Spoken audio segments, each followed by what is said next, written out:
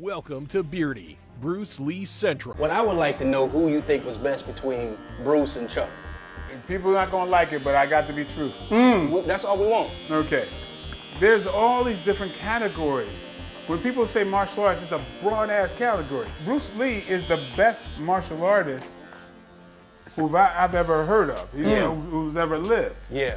Because of his philosophies, his lifestyle, his commitment, and what he did to the martial arts. There's nobody's gonna top him. And look, I can't say Bruce Lee is a fighter because he's never made a living as a fighter, and he really never fought anybody who was a contender. Yes. Although he's the greatest martial artist that ever lived. I'm not gonna say he's the best fighter who ever lived. That would be erroneous. Yes. So I just gotta put it in that situation. Yeah. Chuck Norris was a fighter. He did point system. He had great timing, a very smart fighter, but he was a fighter. He hit extremely hard. He could hit as hard as a heavyweight. He had real fast twitch muscle fibers, something he's born with. He trained hard. He worked on a lot of his stabilizers and muscles, and especially his speed. I always thought he was like the fastest guy who ever stood in front of me. He had incredible, what I call kind of a Zen level of consciousness. In psychology, we call it the implicit level of consciousness.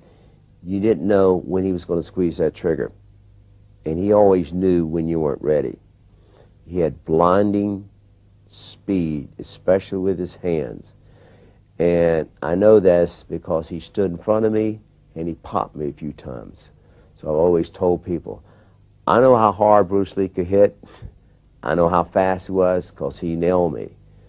And I've always told people, I know what real Jeet Kune Do was because I got popped with it a few times. I've no doubt he would have been world champion in MMA, no doubt.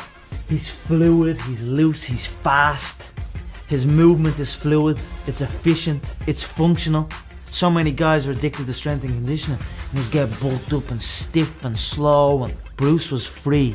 His body was nimble. Hey everybody, it's Birdie here. What's going on, guys? Okay, so a couple of years ago, Michael J. White claimed he could beat Bruce Lee in a fight simply because he was the bigger man, because of the weight discrepancy, right? Bruce Lee would be no match for me. So this caused a huge controversy and a huge uproar in the community, and I made a video on the subject, and I sent the video to all of my friends and all of the guys in the martial arts community, and in the video I was calling him out. I was calling Michael J. White out because weight does not matter in a mixed martial arts fight. I knew that since I was a young guy, okay? Weight does not matter. Technique, accuracy, precision, and speed. That's what matters in a street fight or a mixed martial arts fight, okay? But Michael J. White did not agree. But this caused a huge controversy, and he saw my video, and I even sent Michael J. White a clip where Mike Tyson says that weight does not matter in a fight. What does it take for a real knockout puncher to get the job done? Well, there's certain kind of knockout punches. There's something, being a big man really doesn't matter. It has no significance in knocking out someone. The main point is the quickness and what you don't have to be a big guy to knock someone out. That's Mike Tyson's own words, okay? So I sent that video to Michael J. White, and a couple of days later, Michael J. White issued an apology on Facebook, and you can see that video on my channel. It's one of the first videos that I posted on my channel, so you can just go to my channel and you can just search up the first video on my channel, and there's Michael J. White apologizing for saying he could beat Bruce Lee. So I removed that viral video simply because I respected Michael J. White. He went back, he became humble, he said he was sorry. So I removed the viral video that was calling him out. But now Michael J. White is back at it. And this time his claim is even more outrageous. He says that Jackie Chan could beat Bruce Lee in a fight simply because Jackie Chan was bigger than Bruce Lee. An actual fight between Bruce Lee and Jackie Chan. An actual fight? What I would think? Yeah, who would win that fight? I think Jackie Chan would win. I mean, is not a professional fighter, but he is a. I would. If I was a betting man, I'd say Jackie Chan. Jackie Chan was bigger. Okay, just because of his physical size. Have you met Jackie Chan before? Briefly, yeah. Jackie Chan. How tall is he? He's not a small guy. Okay. I would say Jackie Chan's about 5'8", 5'9". 5'9", yeah, but 5'8", 5'9". And he's durable. That's a tough dude. 143 pounds. Kind of on the light side. Yeah, it was a lot heavier than Bruce Lee. That's a major difference in a fight game. Okay, major difference. And as far as ability, Bruce Lee's 5'8", same height. I don't think that's correct. I think they said that he's 5'8", but I don't believe so. And let's take a look at a tail of the tape here. As you can see here, Bruce Lee and Jackie Chan are virtually the same height, the same weight. There's minor, negligible differences here, okay? They're simply the same height and weight, virtually the same height and weight. But Michael Jai White does not agree, and he said that Jackie Chan would beat Bruce Lee in a fight. So, taking nothing to consideration, taking not the fact that Bruce Lee was a martial arts master, that he trained with Ip Man, that he developed Jeet Kune Do, that he had hundreds of fights, hundreds of street fights, and that he sparred with some of the greatest humans on the planet. We're talking Chuck Norris, we're talking Joe Louis, Jim Kelly, all of these guys, all of these world champions. He's taking none of it to consideration, none of it to consideration. He's just saying simply because Jackie Chan is a couple of pounds bigger than Bruce Lee, he could beat Bruce Lee. I mean, how naive do you have to be, Michael Jai White? How naive are you? I mean, this guy is a complete joke. I mean, in a fight between Jackie Chan and Bruce Lee, Jackie Chan himself said that he would stand no chance against Bruce Lee. Jackie, in your prime versus Bruce Lee, who would win? Bruce Lee. Really? Yes. No question? No question. Are you? No chance at all. Because Jackie Chan, although he is a martial arts master, he's not even close to Bruce Lee's level. And he knew that. But Michael Jai White disagrees.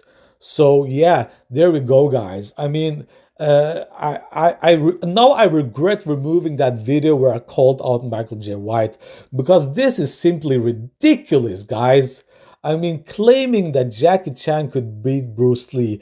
I mean, he's just proven that he knows nothing about martial arts. Nothing about martial arts, and nothing about martial arts history, and nothing about what it is to be a technical master, what it is to be a speed master, what it is to be a Jeet Kune Do practitioner, a technician, a specialist. Bruce Lee was a specialist, guys. He was faster than any human being on this planet. And Joe Louis, who was a middleweight and a heavyweight, said that Bruce Lee could punch like a heavyweight. And not only that, Michael Jai White, did you know that human beings can go up and down in weight? Did you know that? Did you know that? The people, if you eat enough food, you will gain weight. And you will become 150 pounds, 160, 170, 180, 200 eventually. And Bruce Lee at his biggest was 175 pounds, okay? So he went back down to 150, 140.